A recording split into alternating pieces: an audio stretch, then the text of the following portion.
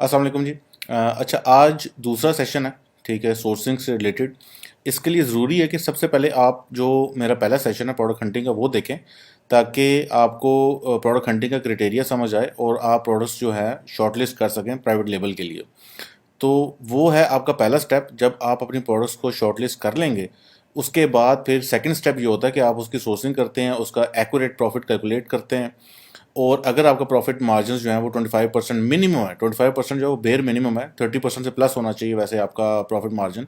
तो जब आपका प्रॉफिट मार्जिन 30% प्लस होता है और वो सारा प्रोडक्ट हंटिंग का क्राइटेरिया भी फॉलो कर रही होती है प्रोडक्ट, तो फिर आप उसको लॉन्च करते हैं। ठीक है, तो इसके लिए आपने लाजमी जो है पहला सेशन देखना है, क्योंकि प्रोडक्ट हंटिंग जो है वो सोर्सिंग के बगैर प्रोडक्ट फाइनलाइज हो नहीं सकती। ठीक है जी, तो स्टार्ट करते हैं। अच्छा, अभी वैसे ही मैं ये प्रोडक्ट देख रहा था फेराडेज की, तो इसको एज अ सैंपल ले लेते हैं। इसको लेके तो मैं आपको समझा देता हूँ कि सोर्सिंग की कैसे जाती है। ठीक है, ये अभी रिसेंटली मैं देख रहा था, तो मैं सोचा चलो इसी को एज एग्जांपल लेके चलते हैं। तो फर्ज करें कि ये आपका कंपेटिटर है। ठीक है, ये वाली जो Faraday's pouch for car keys, ठीक है, ये प्रोडक्ट है जिसको हम सोर्स करना चाह रहे हैं, और ये हमारा कंपेटिटर है। ठीक है, और कंपेटिटर को हम कैसे फाइनलाइज करते हैं ये हमने पहले पिछले सेशन के अंदर डिस्कस कर चुके हैं। तो अब ये हमारा कंपेटिटर है जी। ठीक है जी, इसको आपने विजिट कर लेना है। अच्छा, अब आपने क्या करना है सोर्सिंग के अंदर कि बिल्कुल सेम ऐसी प्रोडक्ट जैसी इसकी प्रोडक्ट है, बिल्कुल सेम प्रोडक्ट जो है वो आपने सोर्स करनी है और सेम वही प्रोडक्ट आपने लॉन्च करनी है। इसका जो थर्ड स्टेप होता है, जब आप प्रोडक्ट को फाइनलाइज कर लेते हैं तो आप इसका पैटेंट चेक करते हैं। ठीक है, कि ये कहीं पैटेंट तो नहीं है, इसका कोई डिज़ाइन पैटेंट है, इसका कोई पैटेंट तो नहीं है, तो वो फाइवर से जाके उसको चेक करवा लेते हैं कि अगर जस्ट इन केस अगर वो पेटेंट उसका हो तो फिर आप ज़रा उस प्रोडक्ट को अपने ब्रांड के अंदर अंडर तो लॉन्च नहीं कर सकते। ठीक है, तो आपने सबसे पहले ये करना, नॉर्मली ऐसी प्रोडक्ट जो है पेटेंटेड नहीं होती हैं। ठीक है, अब आपने क्या करना है कि आपने बिल्कुल सेम ऐसा ही जो ये पाउच है इसको सोर्स करना है। उसकी वजह क्या है? वजह उसकी ये है कि आपको नहीं पता कि क्यों ये प्रोडक्ट जो है इतनी सेल्स जनरेट कर रही है, क्यों ये हमारा प्रोडक्ट हंटिंग क्राइटेरिया फुलफिल कर रही है।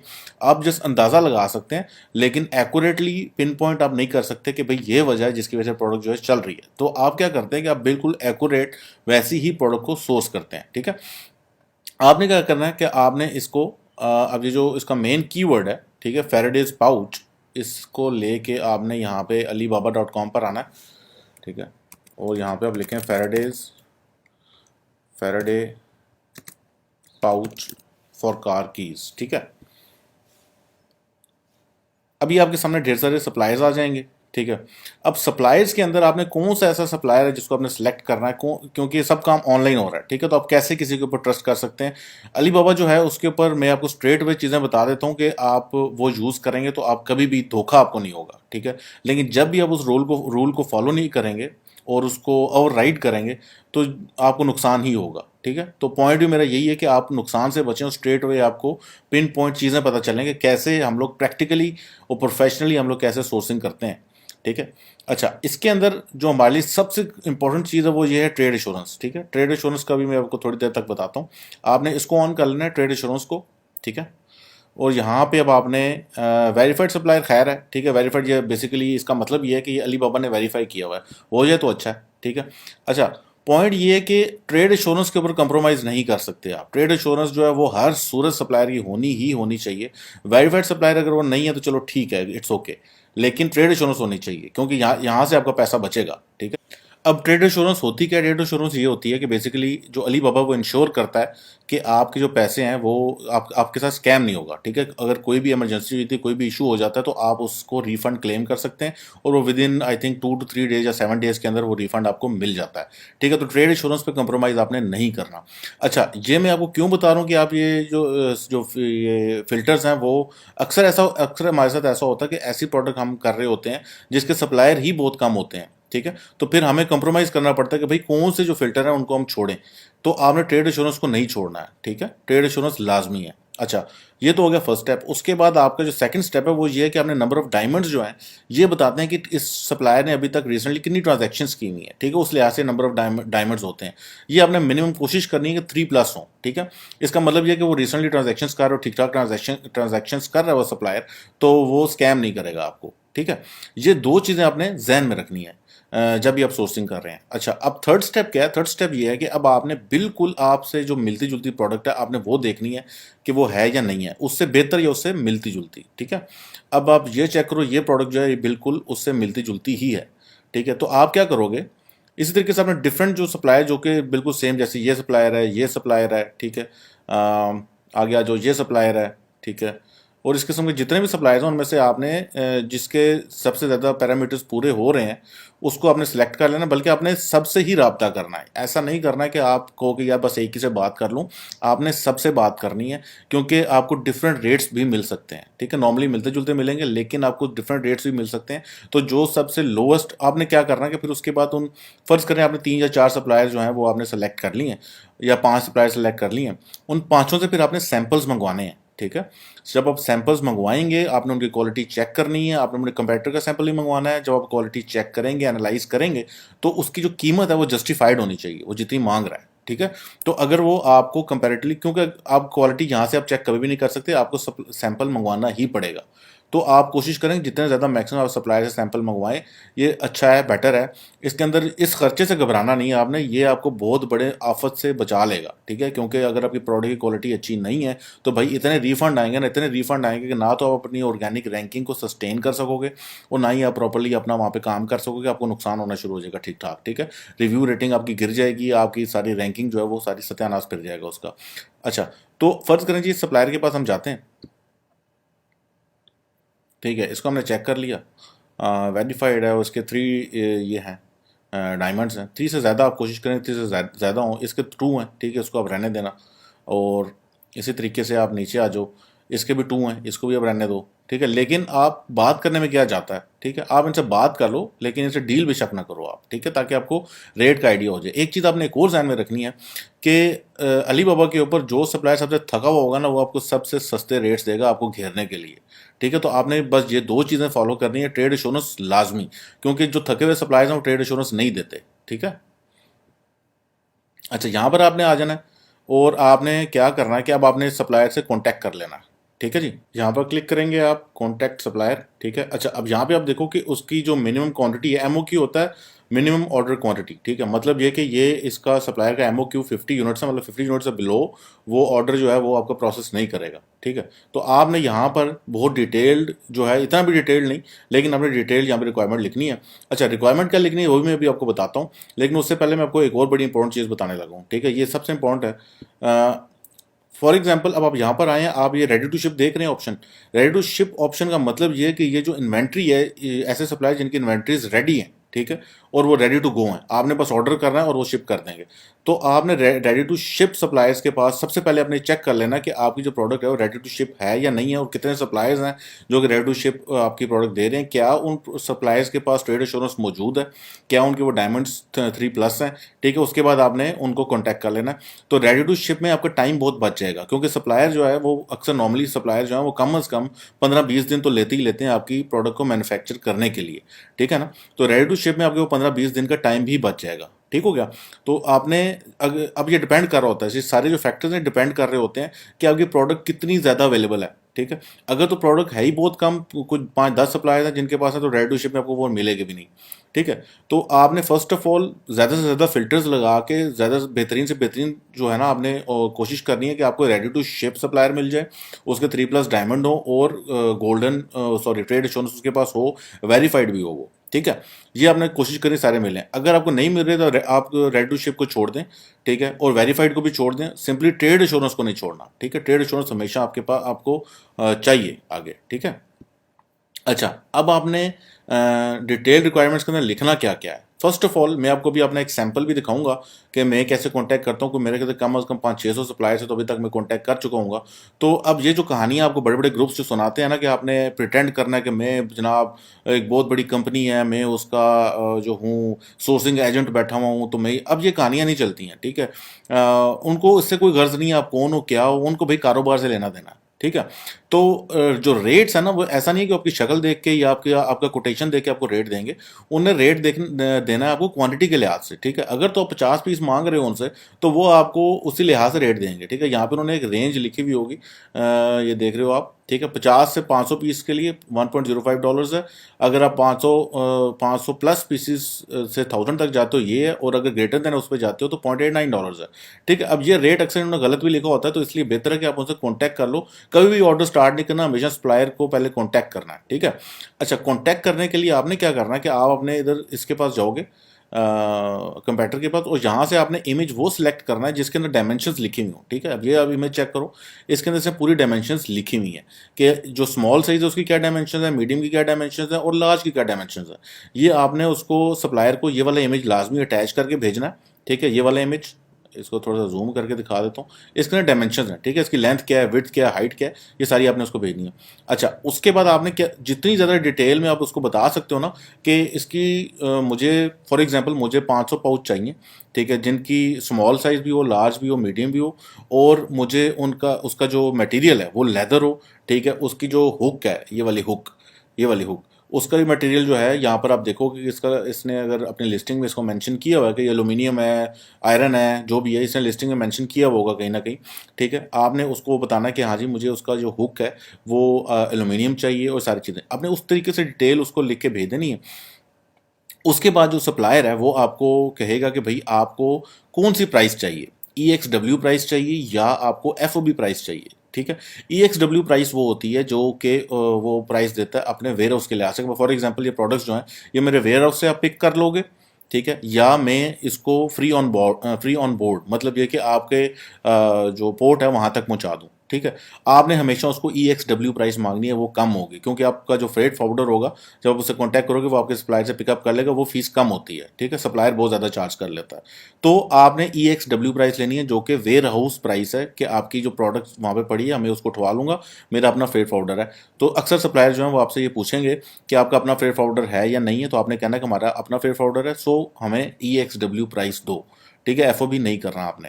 अच्छा, वो सारी डिटेल जब आपको मांगेगा तो फिर उसके बाद कहेगा कि आपके जहन में क्या है कोटेशन। आपने ये कहना है कि भाई कोटेशन डिपेंड करता है, सॉरी, आपके जहन में आपकी क्वांटिटी कितनी है, तो आपने ये कहना है कि मेरी जो क्वांटिटी है वो डिपेंड करती है कि कोटेशन कैसा दोगे आप। अगर आपने अच्छा कोटेशन दिया तो मैं ज़्यादा क्वांटिटी रख लूँगा। ठीक है जी। मैक्सिमम आपकी जो निगोशिएशन है वो बस इतनी है, बाकी वो आपका रेट जो है वो आपकी क्वांटिटी के लिहाज से देगा। अगर 50 पीस आप मांग रहे हो तो ज़्यादा ही रेट देगा, अगर आप ज़्यादा पीसेस ऑर्डर कर रहे हो तो वो कर रहे हो, तो वहाँ पे लड़ने का, बहस करने का कोई फ़ायदा नहीं है उससे। स्ट्रेट वे बस उसने जो कोटेशन दे दी है वही फाइनल होगा। ठीक है ना। तो आपने उसे क्या करना है कि आपने उसे प्रोडक्ट की पिक्चर्स मंगवानी है। ठीक है। कि आप मुझे प्लीज़ अपने प्रोडक्ट की पिक्चर्स भेजो, डिटेल्स, जो सारी चीज़ें आपने उससे डिटेल्स पूछनी है, पिक्चर्स लेनी है, पिक्चर्स को आपने मैच करना है अपनी प्रोडक्ट के साथ, जो कंपेटर है उसकी प्रोडक्ट के साथ, और आपने देखना है वो कैसी है। ठीक है। उस तरीके से आपने उसको जो सप्लायर है उसको डील करना है। ठीक है। अच्छा, यहाँ तक तो हो गया कि आपने सप्लायर से कैसे बात करनी है, आपने कैसे प्रोडक्ट ढूंढनी है, कौन से सप्लायर सेलेक्ट करनी है, तो सारी बातें हो गई। ठीक है। अब आपको फर्ज करें कि आपको जो रेट मिला है, एक सेकंड इसको बंद कर दूं, आपको रेट मिल गया $0.89 पर पीस। ठीक है। आप 1000 पीसेस मंगा रहे हो, आपको $0.89 पर पीस मिल गया। चलो आप 0.95 कर लो। ठीक है। $0.95 पर पीस मिल गया आपको। ठीक है। ये आपको रेट मिल गया। अब आपने क्या करना है, अब आपको जो आपका गोल है वो गोल ये है कि आपने जल्द अज जल्द अपना प्रॉफिट कैलकुलेट करना है, ताकि आप इस प्रोडक्ट को रूल आउट कर सको, या आप इस प्रोडक्ट को आगे लेके चल सको कि हाँ भी अब आगे क्या करना है, इसको लॉन्च करें या नहीं करें। तो अब आपने जाना फ्रेट फॉरवर्डर्स के पास। ठीक है। तो अब आ जाते हैं इधर और फ्रेट फॉरवर्डर्स के पास। Freight forwarder China to UK। ठीक है।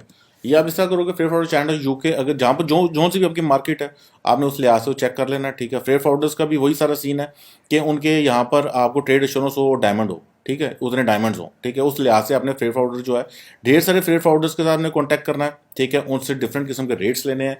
वो भी आपको दो तरह के रेट देंगे, एक तो होगा आपका सी शिपिंग और एक होगी आपकी एयर शिपिंग। नॉर्मली सी शिपिंग जो है वो आपको तकरीबन $2.5 से $3 पर केजी पड़ेगी, और अगर आप एयर शिपिंग कराते हो तो वो I think 10 to 15, depending upon कि आपकी प्रोडक्ट क्या है, 10, 15, $20 पर केजी। क्यों शिपिंग जो वो ये काफ़ी विगरसली चेंज हो रहे होते हैं रेट्स। तो मैं आपको अपने रेट्स बता रहा हूँ क्योंकि मेरा फ्रेट फॉरवर्डर ज़रा पुराना हो गया मेरे साथ, तो वो रेट मुझे अच्छे देता है। तो तकरीबन अगर मैं कराता हूँ तो मुझे एयर शिपिंग पड़ेगी तकरीबन $13 पर केजी। ठीक है। और जो सी शिपिंग में करा रहा हूँ वो तकरीबन मुझे पड़ती है $2.68 पर केजी। ठीक है। तो आपने फ्रेट फॉरवर्डर से रेट ले लेना। ठीक है। अब आपने फ्रेट फॉरवर्डर को क्या चीज़ें भेजनी है वो भी मैं आपको बता देता हूँ। फर्स्ट ऑफ ऑल तो आपने इधर उसकी लिस्टिंग में जाना है कंपैरेटर की। अब आपको फ्रेट फॉरवर्डर जो है उसको आप चीज़ें चाहिए आपकी प्रोडक्ट, आप उसको प्रोडक्ट भेजोगे कि भाई ये प्रोडक्ट है मेरी। वो पूछेगा अच्छा कितने इसके पीस हैं और कितना इसका वेट है। आपने कहना है कि भाई इसके तकरीबन 500 पीस हैं, ठीक है। ठीक है, इसके तकरीबन 500 पीस हैं। और वेट अब आप कैसे कैलकुलेट करोगे, ये आपने कैलकुलेट करना है, यहाँ से इधर आ जाओ आप। ठीक है, फर्स्ट ऑफ ऑल तो वेट जो है वो आपने सप्लायर से लेना है। ठीक है, सप्लायर से आपने एक्यूरेट पूछना है कि भाई इसकी पैकिंग का भी मुझे बताओ। जब आप उसे रेट्स ले रहे हो ना, आपने उसकी पैकिंग का भी पूछना है कि भाई कितने बॉक्सेस होंगे, हर बॉक्स में कितने पीस होंगे। ठीक है, फॉर एग्जांपल आपने उसे ये वाला जो सप्लायर है, इसे जब आपकी जो कम्युनिकेशन चल रही है, आपको प्रोडक्ट जो है आपको समझ आ जाती है। ठीक है, आपने उसे पूछना है कि इसकी पैकिंग बताओ मुझे, कि आप बॉक्सेस में एक बॉक्स के अंदर कितने पीस डालते हो और उस बॉक्स का वेट क्या है। ये सारी चीज़ें आपको फ्रेट फॉरवर्डर के लिए चाहिए होंगी कि आपका फ्रेट फॉरवर्डर जो है वो फिर आपको एक्यूरेट कोटेशन देगा आपको। ठीक हो गया। तो आपने उससे पूछना कि कितने बॉक्सेस, हर बॉक्स में कितने पीस और हर बॉक्स का कितना वेट है। ओवरऑल वहाँ से आपको वेट पता चल जाएगा। ठीक है, लेकिन अगर आप फ्रेट फॉरवर्डर के पास नहीं जा रहे हो और आप वैसे ही एस्टिमेट लगाना चाह रहे हो कि इस प्रोडक्ट का मतलब फ्रेट फॉरवर्डर के बगैर इस प्रोडक्ट का एक अंदाज़न कि क्या कॉस्ट हमें पड़ेगी, तो यहाँ पर इन्होंने प्रोडक्ट की डिटेल्स के अंदर इधर लाजमी वेट लिखा होता है। मैं आपको दिखाता हूँ, एक सेकंड। ये प्रोडक्ट की डिटेल्स में यहाँ पे आप देखो 100 ग्राम्स। ठीक है, मतलब ये कि एक पीस जो है उसका वजन 100 ग्राम्स है। ठीक है, तो एक्यूरेट जो वेट है ना, एक्यूरेट जो आपको कोटेशन है वो तो आपको फ्रेट फॉरवर्डर से मिलेगा। लेकिन अगर आप फ्रेट फॉरवर्डर से पहले भी अपना अपना एक एस्टिमेट लगाना चाह रहे हो कि प्रॉफिटेबल प्रोडक्ट है या नहीं है, तो भी आप कर सकते हो। यहाँ पर आपको वेट मिल जाएगा इस प्रोडक्ट का कंपैरेटर की। ठीक है, ये 100 ग्राम्स है। ठीक है, तो अब इसका भी मैं आपको कैलकुलेशन थोड़ी सी करके बता देता हूँ कि आपको कैसे आपने जो है प्रॉफिटेबिलिटी कैलकुलेट करनी है। ठीक है, अब आपके वहाँ जी 500 पीसीज। ठीक है, 500 पीसीज इंटू 100 ग्राम्स। ठीक है, ये हो गया 50,000 ग्राम्स। इसको केजी में कर लेते हैं। ठीक है, ये तकरीबन 50 केजी हो गए। ठीक है जी, 50 केजी हो गए। अब आप करा रहे हो जी, फर्ज करें सी शिपिंग। ठीक है, सी शिपिंग आपको पड़ती है तकरीबन $3 पर केजी इंटू 3। ठीक है, $150। ठीक है, अब $150 जो है ये आपकी फ्रेट कॉस्ट है 500। ठीक है जी, तो आपको अब $150 आपने जहन में रखना है। ठीक है जी, आपको जो यहाँ पे प्राइस पड़ी है $0.95, 500 पीसेस की प्राइस निकाल लो आप पहले। 0.95 इंटू 500। ठीक है, ये $475 हो गए, प्लस $150 ये फ्रेट कॉस्ट होगी, डिवाइडेड बाई 500 कर लो आप। तो ये आपके पास प्राइस आ गई $1.25। ठीक है, अब ये आपने ध्यान में रखनी है, $1.25 जो है ये आपको पर पीस प्राइस पड़ रही है। अभी आप फ्रेट फॉरवर्डर के पास नहीं गए हो, ये आपने खुद से कैलकुलेट कर लिए। लेकिन एक्यूरेट जो आपको चीज़ है वो फ्रेट फॉरवर्डर से मिलेगी। फ्रेट फॉरवर्डर को जो आपने डाटा देना है वो अपने सप्लायर से ले लेना है कि मुझे पैकिंग बता दो, हर बॉक्स में कितने यूनिट्स होंगे, उनका क्या वेट होगा, ओवरऑल 500 पीसेस का क्या सारा वेट होगा बॉक्सेस के लिहाज से। ठीक है, अच्छा अब आपने ये निकाल लिया $1.25 पर आपको पीस पड़ा है ये। ठीक है, अब आपने कैलकुलेट करना है प्रॉफिट। ठीक है, यहाँ पर आप आ जाएं अमेजोन FBA UK कैलकुलेटर। ठीक है, और यहाँ से आपने सिलेक्ट करना है ये वाला लिंक। ठीक है, कंटिन्यू एज अ गेस्ट। अच्छा, अब यहाँ से आपने अपने कंप्यूटर का जो एसिन है वो आप कॉपी कर लो। ये आपको सारे का सारा उसका ना डाटा उठा के दे देगा। ये रहा कंप्यूटर का एसिन, ये आपने इधर डाला। ठीक है, सर्च करें आप। अच्छा, अब ये सेलिंग प्राइस इसने डाली हुई है $8.99। जाहिर सी बात है, हमने अगर लॉन्च करनी है तो हम एक आध पाउंड कम रखेंगे। ठीक है, तो ये आपने 7.99 पाउंड्स डाल देनी है, पाउंड है सॉरी ये। ठीक है, बाकी ये सारी चीज़ें आपने फुलफिलमेंट कॉस्ट, ये अमेजोन की फ़ीस है, ये अमेजोन की फुलफिलमेंट कॉस्ट है कि वो कितनी चार्ज कर रहा है। ठीक है, स्टोरेज कॉस्ट है और ये सारी चीज़ें। ठीक है, अच्छा अब वैट जो है, शुरू में अगर आपकी कंपनी नहीं है तो वैट तो पे नहीं कर रहे। अच्छा, कॉस्ट ऑफ गुड सोल्ड, अब कॉस्ट ऑफ गुड आपने निकाली है 1.25। अच्छा, यहाँ पे पाउंड्स है, ये आप गलती लाजमी बार बार करोगे। पाउंड है, आपने इसको पाउंड में कन्वर्ट करना है, पाउंड टू USD। ठीक है, यहाँ पे आपने इसको कन्वर्ट कर देना जनाब। 1.25 जो है dollar is equal to 1 pound. ठीक है, और ये बन गया जी 1 पाउंड। ठीक है, अब ये आपका आ गया प्रॉफिट जनाब 46%। ठीक है, आपने सिर्फ वो प्रोडक्ट करनी है जिसमें आपको प्रॉफिट 30% प्लस हो रहा हो। 25% को भी अवॉइड करें, क्योंकि जब आपकी एक थ्रेशोल्ड आप क्रॉस कर लेते हैं 85,000 पाउंड का, ठीक है, तो फिर आपके ऊपर लग जाता है टैक्स, वो होता है 20%। 20% जब आप टैक्स दोगे ना, तो फिर आपका 25% पाउंड के ऊपर बड़ा मसला हो जाएगा। आपने पीपीसी भी मैनेज करनी होती है, और आपकी एक और हल्की सी हाई हो जाए तो फिर आप लॉस में जाना शुरू हो जाते हो, ठीक है। जितना आपको ज़्यादा प्रॉफिट होगा उतना ही ईजिली आप हाई एक कॉस्ट के ऊपर भी इवन प्रॉफिटेबल हो जाओगे। तो आपने प्रॉफिटेबिलिटी के ऊपर ध्यान देना है, उसको 30% प्लस होनी चाहिए। चाहे जितना मर्जी आपको टाइम लगे प्रोडक्ट के हंटिंग के ऊपर, 30% प्लस से आप नीचे नहीं बात करो, ठीक है। तो इसका जो प्रॉफिट मार्जिन है वो तकरीबन 46% आ रहा है, ठीक है। और यहाँ पे ये जो साथ ये योर फुलफिलमेंट है, योर फुलफिलमेंट के अंदर आप खुद से फुलफिल कर रहे हो, तो like FBM, like fulfilment bye merchant. ये है फुलफिलमेंट बाय अमेजोन, जिसके अंदर अमेजोन की स्टोरेज की फीस है, उसकी फुलफिलमेंट की फीस है, जो कि पूरी वो खुद पिक पैक एंड शिप करता है। तो अब इसका मतलब क्या है कि अगर आप प्रोडक्ट को 7.99 पाउंड के ऊपर सेल करते हो, तो आपको 46% का मार्जिन जो है वो बनता है, अगर आपको प्रोडक्ट मिल रही है $0.95 की, ठीक है। तो इस तरीके से आपने प्रॉफिट मार्जिन जो है वो कैलकुलेट करना है, और जिस भी प्रोडक्ट में आपको 30% प्लस प्रॉफिट हो रहा हो, आपने उस प्रोडक्ट को लेके आगे चलना है, ठीक है जी। तो फाइनली मैं आपको थोड़ा सा एक सैम्पल नेगोशिएशन का थोड़ा सा बता देता हूँ कि हमने जो इंक्वायरी है वो भेजनी कैसे है, ठीक है जी। तो एक सेकंड में आपको अभी ये दिखा देता हूँ। ये एंजेला वैंग की ऑलरेडी खुली थी। ये डॉग कलर, आपको याद होगा कि जो मैंने रील शेयर की थी, ये डॉग कलर की इंक्वायरी है। तो we are looking for padded leather collar in medium and small size. I'm also attaching a picture for your reference. Please provide the quotation for 70 pieces medium and 30 pieces small in brown color. And also please do tell me about the padding, thickness and quality. ठीक है, मैंने उसे ये कहा कि भाई अंदर जो पैडिंग है मुझे उसकी भी थिकनेस और क्वालिटी बताओ एग्जैक्टली, और जो मुझे लेदर डॉग कॉलर चाहिए इतने इतने पीस चाहिए, ठीक है, और मुझे उसका उस लिहाज से बताओ। उसके बाद उसने मुझे जो है वो पिक्चर्स भेजी हैं सारी, ये सारी कम्युनिकेशन, ये पिक्चर्स भेजी। जब उसने पिक्चर भेजी वहाँ से स्ट्रेट वे मुझे पता चल गया भाई ये एग्जैक्टली मेरी ही प्रोडक्ट है, मेरे कंपेटिटर की बिल्कुल डिटो यही प्रोडक्ट है, मुझे यही प्रोडक्ट जो है, मुझे मतलब प्रोडक्ट में शक नहीं रहा, ठीक है, सेम टू सेम वही प्रोडक्ट है। अब सारी की सारी बात MOQ पर होनी थी और उसके रेट के ऊपर बात होनी थी, और वहाँ पर निगोशिएशन नहीं चलती है अगर मेरा ऑब्वियसली MOQ ज़्यादा है, सॉरी जो मेरी क्वांटिटी है वो ज़्यादा है, तो उस लिहाज से उसने रेट्स जो हैं वो मुझे निगोशिएट करने थे। तो बाकी कहानियाँ वो नहीं सुनते हैं कि भाई हम ये कर लेंगे तो हम बहुत बड़ी कंपनी है तो हम ये तो वो, ये कहानियाँ नहीं चलती हैं, ठीक है। प्रोफेशनल लोग हैं वो, तो ऐसा नहीं है कि आप लंडे में बैठे हो, तो ऐसा कोई सीन नहीं है। वो आप क्वांटिटी बढ़ाओगे तो ही वो आपका प्राइस जो है वो कम कर लेंगे, ठीक है। तो इस तरीके से आपने निगोशिएट करना है सप्लाइज के साथ, फ्रेट फॉरवर्डर्स के साथ, और ये सारा प्रोसेस है सारा फॉलो करने का, ठीक है जी। तो आई होप कि आपको सारे के सारी चीज़ें जो हैं वो बहुत क्लियरली अंडरस्टैंड कर ली होगा आपने। मैंने कोशिश तो की है कि एक एक चीज़ बताऊं, मे भी शायद कुछ चीज़ मिस हो गई हो, ठीक है, लेकिन ये है कि यहाँ पर अगर आप देखो तो कम अज़ कम ये आप सारी कन्वर्सेशन आप देखो कि ये इतने बेतहाशा सप्लाइज हैं जिसकी कोई हद नहीं है। कम्युनिकेट करो, आप ढेर सारे सप्लाई से कम्युनिकेट करो, अपना तजर्बा बढ़ाओ, लेकिन डील आपने उन्हीं के साथ करनी है जिनके पास ट्रेड इंश्योरेंस हो या डायमंड्स उनके जो हैं 3+ हो, ठीक है। तो I hope everything is clear, ठीक है जी। तो इंशाल्लाह मिलते हैं नेक्स्ट सेशन में। तो तब तक के लिए अल्लाह हाफिज़।